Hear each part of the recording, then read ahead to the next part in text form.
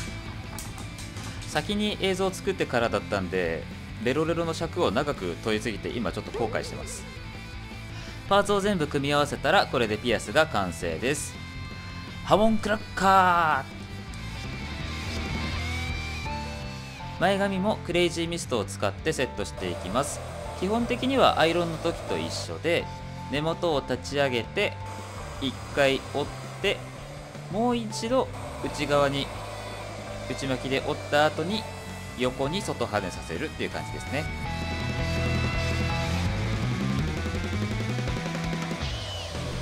おまけの部分のセットをしていきます。クレイジーミストをしっかり吹きかけてカーブをつけてドライヤーをかけることで形状記憶をさせていきます。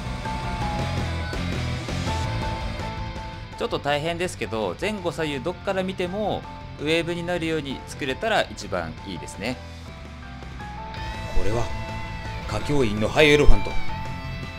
くらえ、半径 20m ないけどエメラルドスプラッシュを。